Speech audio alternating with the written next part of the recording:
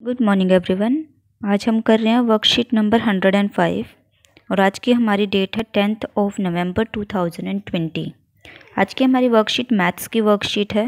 यहाँ बच्चे अपना सेक्शन लिखेंगे, यहाँ अपना नाम और यहाँ अपने टीचर का नाम। आज की हमारी वर्कशीट पहले वाली जो दो वर्कशीट्स हैं उन्हीं का कंटिन्यूएशन पार्ट है।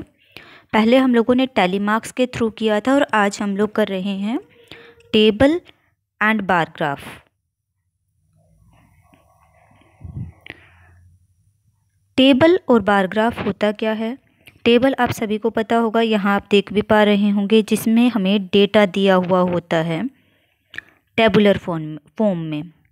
एक कॉलम्स बने होते हैं, एक कॉलम में हमें रिकॉर्ड किस चीज़ का है वो बताया जाता है और दूसरे वाले में हमें रिकॉर्ड्स दिए जाते हैं और ऐसे ही आगे कॉलम्स बढ़ते जाते हैं। यहाँ हमें दो कॉलम का टेबल बनाकर दिखाया हुआ है। और बार ग्राफ क्या होता है, इसी में अगर हम नीचे देखते हैं, बार ग्राफ होता है रिप्रेजेंटेशन का एक ऐसा तरीका जिसमें कोई भी इंसान देखकर ही डेटा का पूरा एनालाइज कर सकता है, या फिर पिक्टोरियल रिप्रेजेंटेशन होता है। पिक्चर की फॉर्म में हम लोग ये इजीली देख पाते हैं कि इस टेबल में क्या डेटा कैसे दिया हुआ है। ये हमें समझ आ गया बार ग्राफ क्या होता है प्लस टेबल क्या होता है। अब हम करते हैं अपनी वर्कशीट। वर्कशीट का नाम है दिल्ली में वायु प्रदूषण। हम सभी को पता है कि आजकल हम डेली न्यूज़ में देख रहे हैं कि एयर क्वालिटी इंडेक्स हमारा चेंज होता जाता है हर रोज़।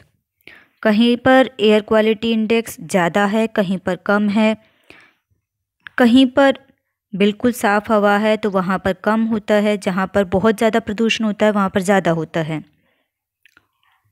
एयर क्वालिटी इंडेक्स होता है एक ऐसा डेटा या एक ऐसा फॉर्म जहाँ पर हम ये देख पाते हैं कि यहाँ की एयर जो है वो कितनी गंदी है, कितना उसके अंदर पोल्यूशन है।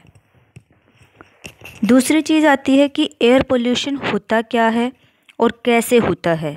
तो एयर पोल्यूशन के लिए हम लोग सबसे पहले देखते हैं कि एयर पोल्यूशन क्या होता है, हवा का गंदा होना, और इसके क्या क्या कारण हो सकते हैं। एयर पोल्यूशन के बहुत सारे कारण हो सकते हैं। यहाँ पर कुछ ऐसे कारण हैं जो हमें बाहर आउटडोर एयर पोल्यूशन करते हैं, जैसे कि सबसे पहले हमें दिया है फॉरेस्ट फायर्स लेफ़्ट साइड में, यानी कि जंगल में आग लगी होती है तो जो धुआं निकलता है वो हमारा एयर पोल्यूशन करता है। उसके बाद एग्रीकल्चर में हम लोग बहुत सारे कीड़े मारने वाली दवाई डाल देते हैं, बहुत सारा खाद मिट्टी जो केमिकल्स वाला होता है वो डाल देते हैं। उसकी वजह से जो कार्बन डाइऑक्साइड या हवा वहाँ की होती है वो पोल्यूट हो जाती है। उसके नीचे एनर्जी एंड इंडस्ट्री सप्लाई, यानी कि फैक्ट्री से निकलने वाला धुआं। उसके बाद ऊपर सी स्प्रेज, यानी कि इवेपोरेशन के थ्रू एयर पोल्यूशन जो होता है। उसके बाद वेस्ट लिखा है, वेस्ट यानी कि कूड़ा, तो गार्बेज के पास जो स्मेल आती है उसकी वजह से एयर पोल्यूशन होता है।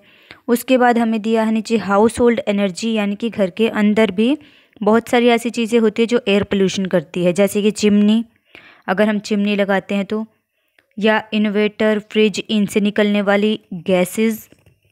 और जैसे कि हम लोग कोई भी अगर काम करते हैं, जैसे मान लो हमने पानी गर्म किया या और भी कोई जितने भी हमने आग जलाने वाले काम किए और डिफरेंट जो गैसेस का, जैसे एसी चलाया, तो इन सभी से जो गैसेस निकलती हैं वो भी हमारा एयर पोल्यूशन करती हैं।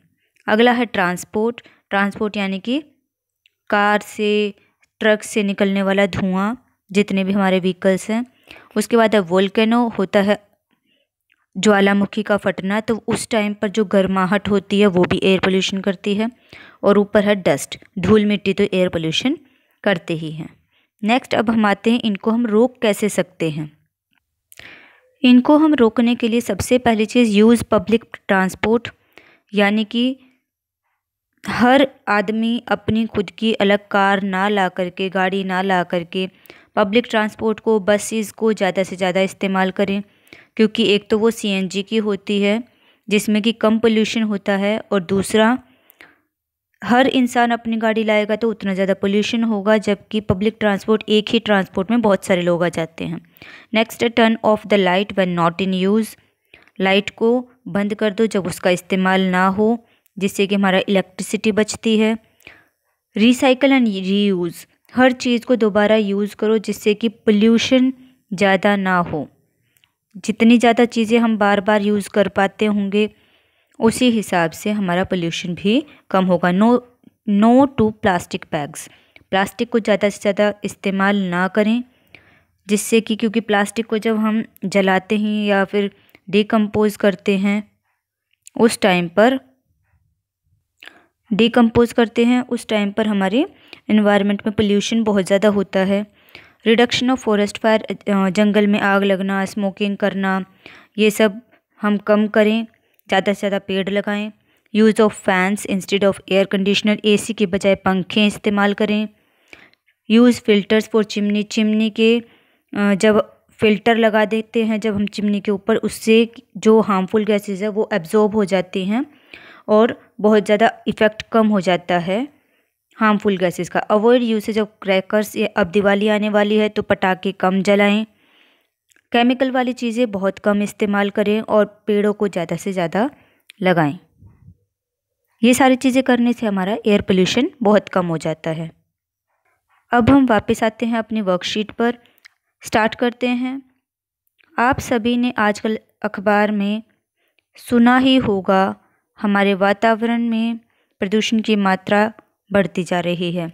समाचार में, अखबार में, हर जगह हम ये चीज़ सुनते हैं। साइना ने एक दिन अखबार में दिए गए दिल्ली के कई इलाकों के वायु प्रदूषण सूचकांक, एयर क्वालिटी इंडेक्स की सूची देखी, जिसे AQI भी कहते हैं शॉर्ट फॉर्म में।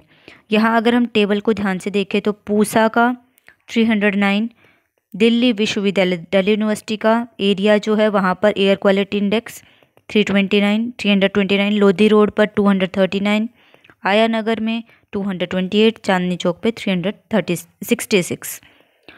अब हम नीचे आते हैं। इसी डेटा को टेबुलर फॉर्म में दिखाया गया है, यानी कि यहाँ पर क्या किया गया है, एक ग्राफ बनाया गया है ऐसे। यहाँ पर हम लोगों ने लिखे हैं एयर क्वालिटी इंडेक्स के नंबर्स। हम लोगों ने 50-50 का गैप लिया है, 0, 50, 100, 150, 200, 250, 300, 350, 400 ऐसे करके। और यहाँ पर लिखा है हम लोगों ने सिटीज़ का नाम, कहाँ कहाँ का हमें इंडेक्स दिखाया गया है, और यहाँ हम लोगों ने टेबल बनाया है। तो 300 और 350 के बीच में 309, ये हो गया हमारा पूसा रोड का। 329 दिल्ली का, 329 आया हमारा 300 और 350 के बीच में। ऐसे करके बाकी सारे भी बनाए गए हैं। अब हम नीचे आते क्वेश्चंस पर। फर्स्ट क्वेश्चन हमें दिया है, दिल्ली के कौन से इलाकों में वायु प्रदूषण सबसे कम है। कौन सा सबसे छोटा वाला बार ग्राफ बना हुआ है, ये वाला। तो कहाँ पर सबसे कम है, इसका आंसर आ जाएगा हमारा फर्स्ट वाले का, आया नगर। आया नगर में सबसे कम प्रदूषण है। नेक्स्ट है हमारा, दिल्ली में कौन से इलाके में वायु प्रदूषण सबसे अधिक है। सबसे बड़ा वाला ग्राफ किसका है, चांदनी चौक का। तो यहाँ हमारा सेकंड आ जाएगा चांदनी चौक। नेक्स्ट हमारा है,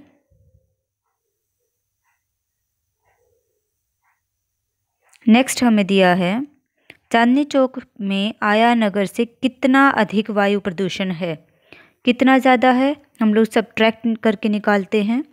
तो सब्ट्रैक्ट करके चांदनी चौक का लिखेंगे सबसे पहले 366 माइनस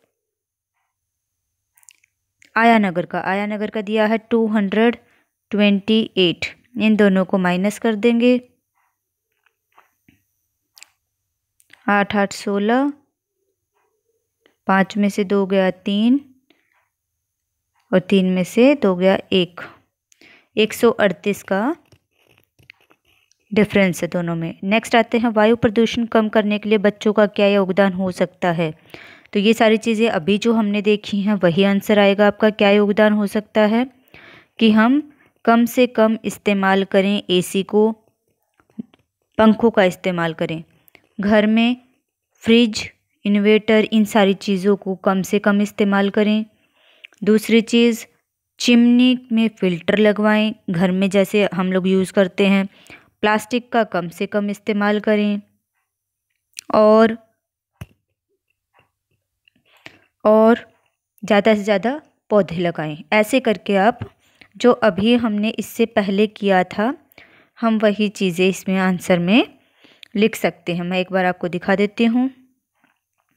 ये 10 पॉइंट्स सबसे नीचे हमें दिया है, ज़्यादा से ज़्यादा पौधे लगाएं, केमिकल्स का कम से कम इस्तेमाल करें, पटाखे ना जलाएं, चिमनी में फ़िल्टर लगाएं, एसी की जगह पर पंखे इस्तेमाल करें, प्लास्टिक इस्तेमाल कम से कम करें, हर चीज़ को दोबारा यूज़ करने की सोचें, जब भी जाएं कमरे से लाइट हमेशा बंद करके जाएं, और पब्लिक ट्रांसपोर्ट का इस्तेमाल करें। ये सारी चीज़ें हम बच्चे इजीली कर सकते हैं। तो ये हो गया हमारा आंसर नंबर 4। अब हम नीचे आते हैं। नीचे हमें एक इन्फॉर्मेशन दी हुई है कि आज का दिन हम किस लिए याद रखते हैं, मतलब क्या आज का दिन इम्पोर्टेंट डे क्या है। आज वर्ल्ड साइंस डे है। World science day for peace and development. Peace होता है शांति और डेवलपमेंट होता है विकास। हम आज के दिन विश्व विज्ञान दिवस मनाते हैं शांति और विकास के लिए। ये दिन 10 नवंबर को हर साल मनाया जाता है और ये यूनेस्को ने मनाया था 2001 में सबसे पहली बार, और इम्प्लीमेंट इसको किया गया था 2002 में। आज 2020 है और अब की बार जो थीम है वो है science for and with society in dealing with global covid pandemic, यानी कि विज्ञान ने कोरोना वायरस से दुनिया को बचाने के लिए समाज के लिए और समाज के साथ मिलकर के कितना योगदान दिया। यहाँ तक सभी को समझ आ गया और यहाँ पर हमारी वर्कशीट ख़त्म होती है। पेरेंट्स के साथ आप डिस्कस कर सकते हैं। बच्चों से पूछिए वायु प्रदूषण बढ़ने के क्या क्या कारण हो सकते हैं तथा वायु प्रदूषण को कम करने के लिए वे क्या क्या उपाय कर सकते हैं।